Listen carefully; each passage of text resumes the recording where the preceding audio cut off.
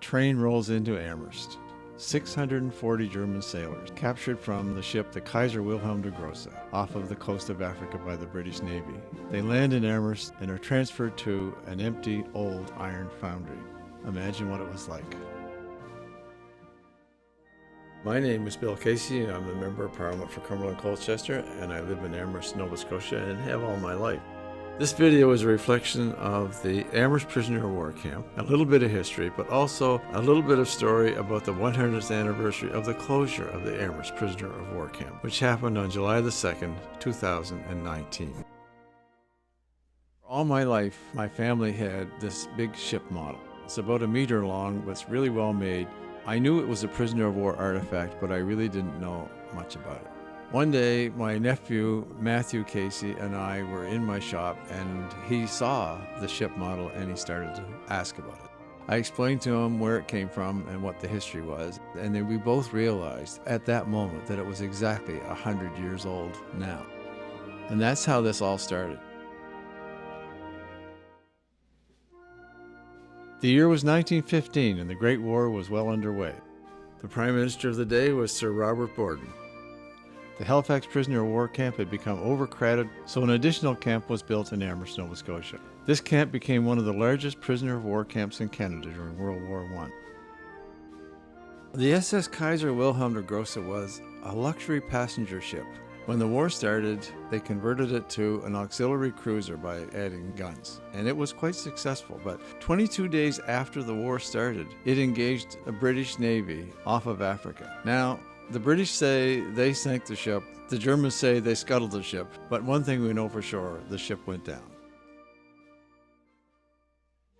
The sailors managed to escape to Morocco, and there they got on a boat and headed for the United States. En route to the United States, the British Navy intercepted that ship and took the 640 German sailors and brought them to Halifax. There they were put on an armed train and sent to Amherst, where they were interned in an old iron factory called the Malleable Iron Factory in Amherst. It was an abandoned factory, a quarter mile long and 100 feet wide, but basically it was just one room. Over time, the camp was also made up of immigrants with a German, Ukrainian, Austro-Hungarian, and Croatian background. These people were rounded up from the general population, as it was felt that they perhaps would sympathize with their country of origin during the war, and this would hurt Canada's military efforts. Indeed, a number of them did sympathize and often helped escape prisoners from the camp. There's a lot of stories about the prisoner of war camp in Amherst, and one of my favorites is The Great Escape. Just like in the movies, the Germans moved the stove, dug a hole down, and dug a tunnel about 200 feet long and came up on the other side of the fence. 12 of them managed to get to the CNR tracks and went to St. Stephen, New Brunswick, headed for the U.S. However, in St. Stephen, 6 of them were caught and returned to the prisoner of war camp in Amherst, and 6 got away. Over time, the relationship between the townspeople and the prisoners grew. This is seen in the fact that the women of the town would provide materials to the prisoners to paint and carve, to have costumes for their play. The prisoners were provided instruments so that they could have a musical band. There was also a good exercise program at the camp. We know this because of the pictures that were taken of the men doing different daily things at the camp. Make no mistake, they were prisoners and internees without their freedom, but they were well treated, with the same rations as our own soldiers. Their voice was heard when they complained about the camp when it was first opened and improvements were made. They also had a process where if you were an internee and felt you should not be held, you could be heard, and in some cases the person was released. The prisoners of war in the Amherst internment camp played a big role in the Amherst and Cumberland County community. They built Dickey Park 100 years ago, which we still use every single day today. They worked on the federal government's Napan experimental farm and cleared acres and acres of land that's available for experimental agriculture, and we use it again every day today, 100 years later.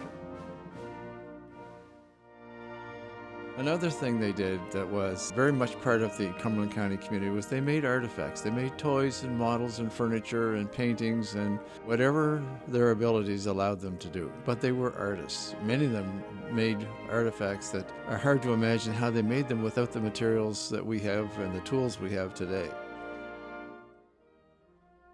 As of May 1918, there were only 4 camps left open in Canada. When other camps closed, some of the prisoners were sent to Amherst. This then made it the largest camp at that time in Canada, with 914 prisoners, made up of 825 Germans, 83 Ukrainians, 2 Turks, 2 Belgians, and 2 of unknown background. In 1919, a peace treaty for World War I was dictated to the Germans within the halls of Versailles. With this peace treaty came the repatriation of the prisoners of war back to their own country of origin. Those who wished to remain in Canada became part of the fabric of our country and contributed to its growth and development.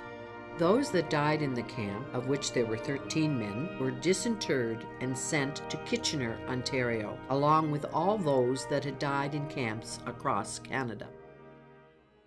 Over the period of the camp, 13 prisoners died for various reasons. 2 of these from trying to escape, and 1 during the riot at the camp. 3 others died from pneumonia, as well as others from Bright's disease, diabetes and heart failure, wood alcohol poisoning, hemorrhage of the bowels, and typhoid fever.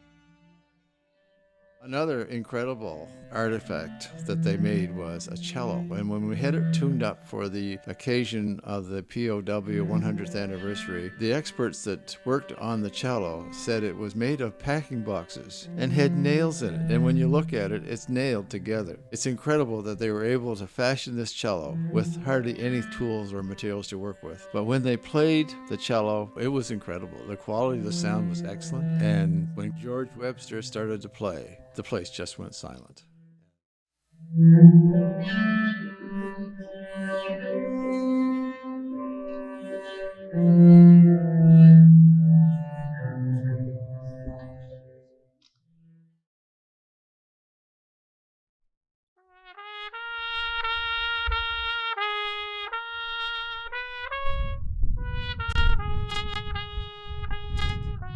Today we hold each other's hand.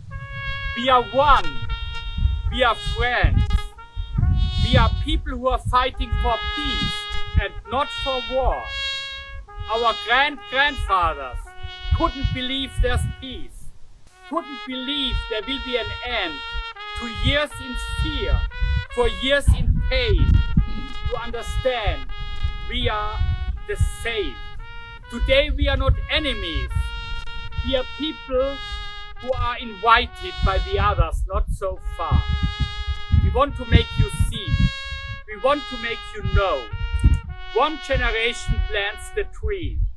The others get the shade. It may be many years ago, but it's not too late.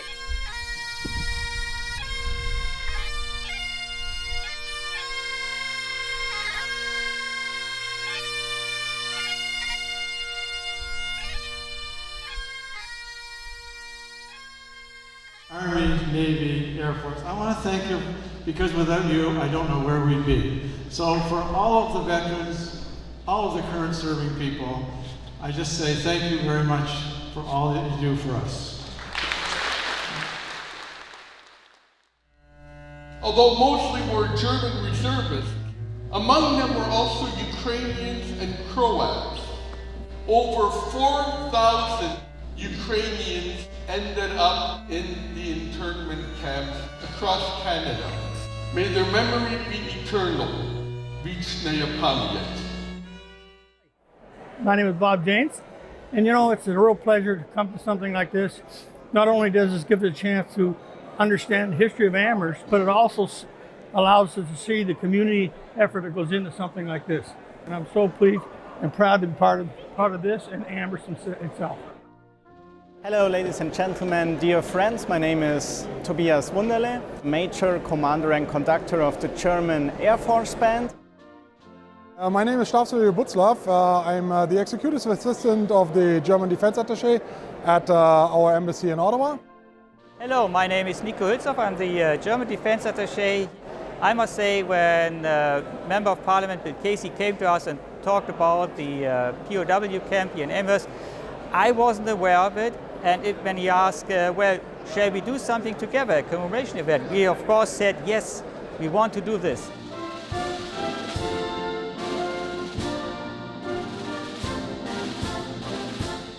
This is so much a part of the history that a lot of people really don't know. Today was about all of those men that were there for the 4 years, celebrating those men and their accomplishments in doing all the artifacts that they left behind for the people of this community to enjoy. Today was incredible. It was incredible because it reflected our history. It reflected our relationship with Germany. It reflected the interest in our community, in our history. And perhaps if there's one thing, that's the most important thing.